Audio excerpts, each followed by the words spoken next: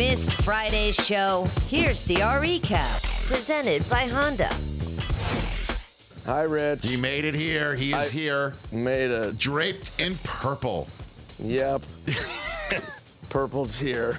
So thanks for having me back, Rich. And yeah, I decided to stay in Minnesota. You were very gracious enough to let me stay. Why would you say let you? I mean, like, well, I committed. I was ready to go, and I'm like, hey, is there any chance? Because everybody was giving me flack for it. What, you're leaving? But you gotta stay because we have another game. With the Vikings, we've been so just brainwashed into like, like we'll have that great, crazy playoff play. Right. And then we just totally buy into it. And then we're all in. Right. So it's like this wizard who's like, here's a golden castle. Everyone's like, no. And then the next week, it's like, yeah, it's an igloo made out of turds. And we're like, oh, no. I was at the bar, and I showed up 4 hours early. And I don't drink anymore. I quit drinking. I just sat there, just like a weirdo. I was the only one there. And then just drinking water and tears.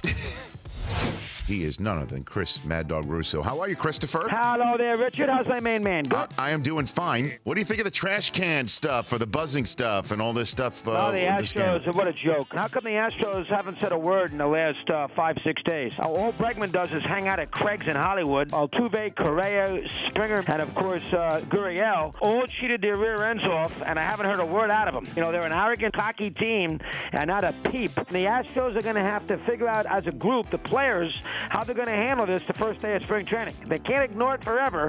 Somebody's going to have to be the team leader and say, you know what, we were wrong as a group. And so far, that has not been done.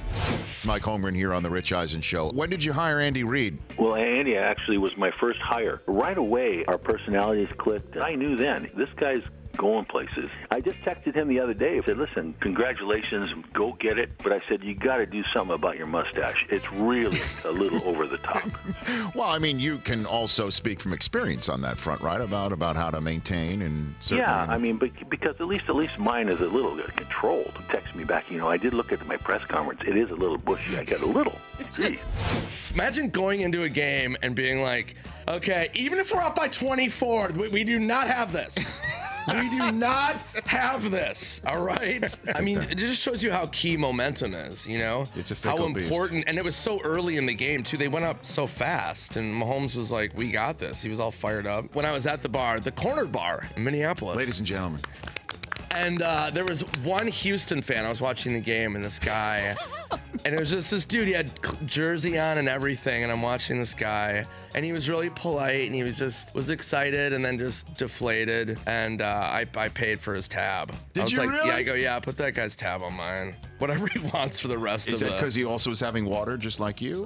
No, this guy was going for it. I was like, if he wants a pitcher or a fireball, I don't care. A Jaeger. For more Rich Eisen Show, tune to Audience Channel 239 on DirecTV or download the Rich Eisen Show app.